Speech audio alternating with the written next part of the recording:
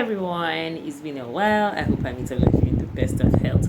All right, today, before I start this video, I'm going to play a certain video, then we'll now bank on it. It's from a content creator called Nesvilla Glam. She's one of my favorite on this beauty space. She knows what she's doing, obviously. So let me play it. Niacinamide. Don't get me wrong, I like niacinamide. It's a really good ingredient, especially if one powerful ingredient to include in your routine. Only problem that I have with niacinamide is the fact that it can be irritating to some certain skin types. What I mean by that is if you have not used niacinamide before, you want to make sure you conduct a patch test before you go ahead. And when you use niacinamide and your skin tends to look like this, then know that it is not really doing well for your skin. But if it then goes ahead to look like this, then it simply means that you have to give it a little bit of more time before it will help restructure your skin. There are some people that it is really good for, and then there are some people that it's not really good for. It's not really good for my skin, and this is why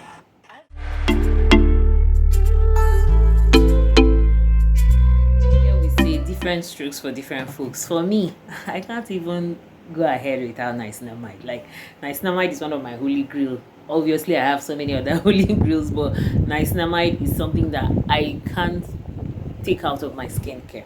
Now that brings me to single ingredient advantage over cocktails. On this space, most of the people that advertise cocktails, although are more of all these dermatologists, right?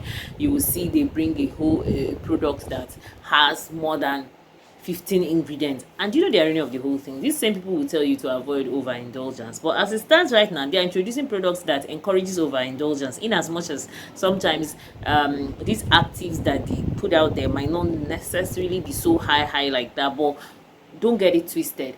When you have a product where you have vitamin A in it, vitamin B in it, vitamin C in it, like, number one, you're promoting a lazy skincare. You're encouraging the person, or you're rather telling the individual that one product can do everything for you, which I tell a lot of people that there is nothing as such like a magic ingredient. One product will exfoliate, one product will brighten, one product will clear hyperpigmentation, one product will maintain the skin pH balance or something. Like, to me, one product doing all of those things sounds so unreal, in as much as some people will tell you, like I said, dermatologists are number one in doing that. And I don't really know why a dermatologist is jumping into cosmetics, because the angle of cosmetics is totally different from angle of dermatologists. They are there to diagnose skin conditions and recommend solutions to those problems, not to dive into cosmetics. But that's, by the way, it's business, and I'm not going to stop anybody from coming into it. But single ingredient for me is the best. Imagine now this lady that is complaining about niacinamide, she buys one of those cocktail products that are very expensive. I have to be also put that out there. These cocktail ingredients are super duper expensive. Now she buys it and then condemns it, not knowing that it's just one single ingredient that is irritating her skin, and that happens to be the niacinamide. But when you're dealing with single products, you have the choice to remove niacinamide. Like I have with me, this is a vitamin C serum, this is a vitamin B serum, and this is a vitamin A serum. Now it's simple. Vitamin B, niacinamide is irritating the skin, I take it out, simple. But when it's in a cocktail, imagine I have one product that I come and tell you there is vitamin A, there is vitamin B, there is vitamin C in it, and then I am sensitive to vitamin B. How do I remove it? You see what, at the end of the day, I still prefer, because when you look at it critically, those cocktail ingredients are super duper expensive, which still equates to you picking it one by one. Yes, which still equates to picking these products one by one. So I am an advocate of single product usage. I do not necessarily support cocktails where you see one product, they have azelaic acid inside, they have vitamin B inside, they have vitamin C inside, they have vitamin A inside, maybe any form of the retinol inside. They have no, I don't support that. And they are there. Like, I have, even on my channel, when you look through, I have 1 or 2 videos that I have spoken about those kind of products. And those products, are they good? Yes. Are they bad? Yes. At the same time, they are good for specific patient, or is the word patient, or they are good for specific people that have a specific problem that they need to sort out. Because one thing I noticed with dermatologists, that's why they easily recommend steroids, is that they want like a very quick fix. That's one thing I noticed with them. They are out for quick fix, and hence I understand the reason why they tend to recommend cocktails. Like, when I talk of cocktails in cosmetics, or meaning one product, like I said, having a lot of ingredients that can, for me, will be more beneficial single. And when I say to much more beneficial single, is the fact that, you see, like in this my formula now, I have niacinamide here, at 10%, which the one I promote mostly is 5%. So when you try 5%, it works for you, then you can upgrade. Like I have used 5% to the point that I have upgraded to 10%. Now here in this serum, I have 0.5% of retinol to be specific, and then here I have 2% of sodium ascorbate phosphate. Right now here you're certain that you're getting the maximum, but when I'm putting it in a cocktail, trust me, I might not necessarily use niacinamide at 10%, or obviously I might be using it lower.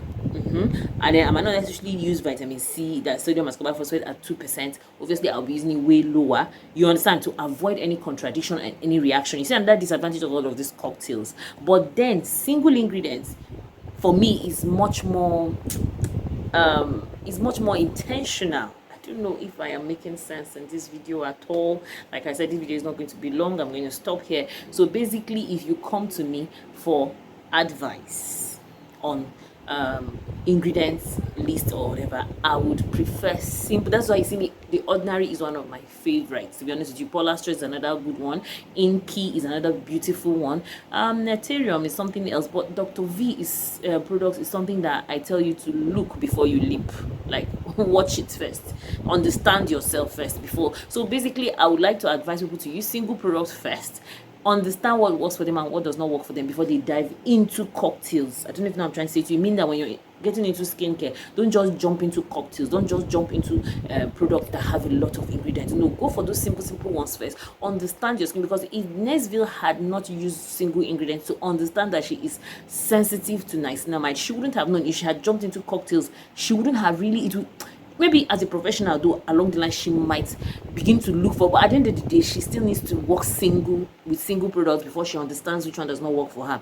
I don't know if I'm making sense here. So for beginners, I would recommend single products. Then by the time you become an OG, then you can indulge in cocktails. Do I make cocktails? Yes, I do, but based on recommendations. So thereby they are on kind of a special list. So thank you so much, and don't forget to join my membership. There on my membership you will see professional cosmetic formulation that you can learn from, especially for beginner formulators. All right, thank you so much, and hope to see you in another video. Bye.